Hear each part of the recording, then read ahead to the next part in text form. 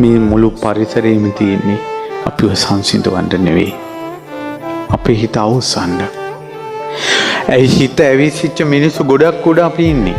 මේකට තියෙන හොඳ විසඳුමක් තමයි ඔළුවට දාගන්න ඕන හැම ප්‍රශ්නයක්ම විසඳන්න බෑ කියලා.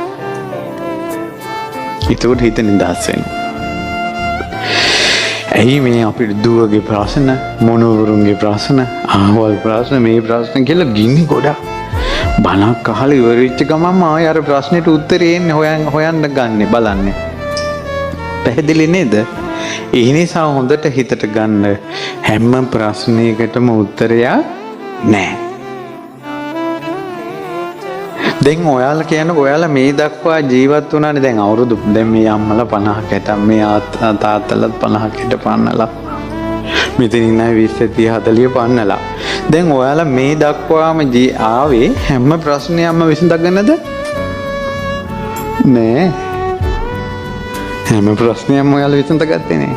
එහෙනම් දැනුත් හැම ප්‍රශ්නයක්ම විසඳන්න යන්න එපා. බුදුරජාණන් වහන්සේනේ ලෝකේ සකල ක්ලේශ නසන්න ධර්මයේ දේශනා කරන්නේ. බුදුරජාණන් වහන්සේනේ කෙලෙස් නැසුවේ. බුදුරජාණන් වහන්සේ වදාලා මේ කෙලෙස් නසන් මේ සකල ක්ලේශයෝ නසන් නැසීම පිණිස එකම ක්‍රමයක් නෙවෙයි කිව්වා තියෙන්නේ. බුදුරජාණන් වහන්සේ වදාලා අපේ හිතේ සමහර කෙලෙස් ප්‍රහාණය වෙන්නේ එයාගේ දැක්ම අනුව. ඒකට කියනවා අත්බික්කවේ ආසවා දස්සනා පහතබ්බා කියලා. කෙලෙස් ටිකක් තියෙනවා ආශ්‍රව. ඒක එයාගේ දර්ශනයෙන්, දකින්න ක්‍රමයෙන්, එයාගේ දැක්මෙන් ප්‍රහාණය වෙන්නේ. අත්බික්කවේ ආසවා අදිවාසනා පහතබ්බා කියලා තියෙනවා. එක කෙලෙස් જાතියක් තියෙනවා. ඒක ප්‍රහාණය වෙන්නේ ඉවසීමෙන්. එයාට යාගේ දැක්මක් හදාගෙන හරියන්නේ නැහැ ඒ වෙලාවට. ඒ වෙලාවට ඉවසන්න ඕන. මොනවද? පින්වත් මහණෙනි, සීතල ඉවසීමෙන් ප්‍රහාණය කරන්න ඕන. හීතල කියන එකේ එන ආශ්‍රව නැති කරන්න තියෙන ඉවසීමෙන්. උණුසුම, මැසි මඳුරුව දුරු. ඊළඟට දුරුත්තානං දුරාගතානං වචනපතානං. නපුරු කොට කරකස කොට කියන වචන කියන්නේ මිනිසු බණිද්දී මේ ඒ වෙලාවට චතුරාර්ය සත්‍යයක් නෙවෙයි, ඒ වෙලාවට ඉවසන්න ඕන. ඒ වෙලාවට අපි කළ යුතු දේ කරන්න ඕන. බුදුරජාණන් වහන්සේ උනත් දේශනා කළ තියෙනවා ආශ්‍රව ප්‍රහාණය කරන ක්‍රම ටිකක්. කවුරු හරි බණිද්දී ඉවසන්න ඕන. ඊළඟට හන්දිපත් කැක්කුම්, ඔළුවේ කැක්කුම්, පණ යන වේදනාව පවා ඉවසන්න ඕන කිව්වා. එහෙනම් ඔයාලගේ ගෙවල් වල ප්‍රශ්නත් අච්චර ගැඹුරින් ආශ්‍රව ප්‍රහාණය කිරීම කියන එක ඒ උත්තමයන්ගේ මහා යුද්ධ ශිල්පයට අපි පහදෙන්න ඕන. ඒ වුණාට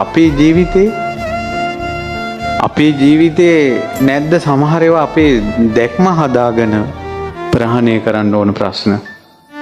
ඉවසලා ප්‍රහාණය කරන්න ඕන ප්‍රශ්න නැද්ද? අත්තිබික්කවේ ආසවා පරිවර්ජනා පහතබ්බා කියලා තියෙනවා.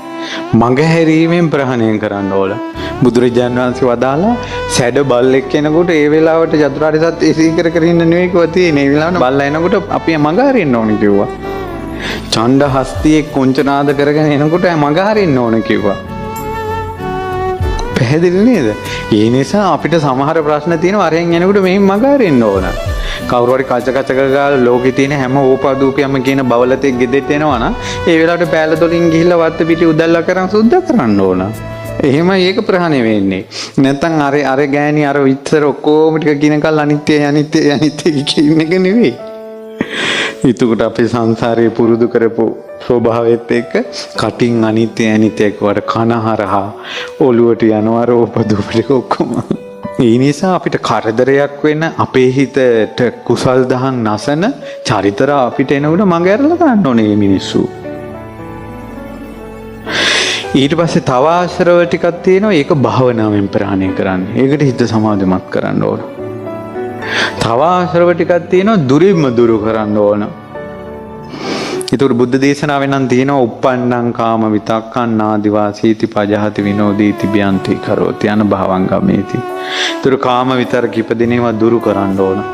ව්‍යාපාද විතරක හිංසා විතරක දුරු කරන්න ඕන. ඒතර අපේ හිතට තවත් කෙනෙක් ගැන අසතුට අමනාප වෙනවා නම් ඒවා දුරු කර ඉන්න ඕන. මේ විදිහට ආශ්‍රව වුණත් ප්‍රහාණය කිරීමේ ක්‍රම තියෙනවා. ඒ වගේමයි ඔයාලගේ ජීවිතවල ප්‍රශ්නවලට එක්කෝටම එක විසඳුම. මං හිතුවේ මට පේන විදිහට සමාජයේ මිනිසුන්ට අන් අයට අඩුපාඩුවක් හෝ මොකක් හරි ප්‍රශ්නයකදී බැනීම හැර වෙන විසඳුම් නැහැ. නින්දා කිරීම හැර වෙන විසඳුම් නැහැ. මොකක් හරි ප්‍රශ්නයකදී බයින එකමයි වැඩි. එක්කෝ සමහර ප්‍රශ්නවලදී නින්දා කරන එකම වැඩි. තව සමහර අය ඉන්නවා ඕනම ප්‍රශ්නයකට අඬනවා. අඬන එකෙන් හැර වෙන එකක් නැහැ. ඒ නිසා එහෙම නෙවෙයි. අවවාද කරන්න ඕන, අනුශාසනා කරන්නත් ඕන, සමහර ඒවා අත්හැරලා දාන්න ඕන. ඔය ළමා අපිට ලොකු වුණාට පස්සේ මුන්ට හරි වැරද්ද කියලා ලෝකෙ පෙන්නලා හොඳ නරක අපි කියලා දුන්නානි. තවත් මුන් පිටිපස්සේ පන්නලා වැඩක් නැහැ. අපි වචනයක් කියනකොට වචන 1000ක් කියලා උන් ඇදලා ගන්න සමාජයක් ඉන්නවා. අවවාද කරන්න ඕන, අනුශාසනා කරන්න ඕන, බැරිම තැන අත්හැරලා දාන්න ඕන. මොනව කරන්නද?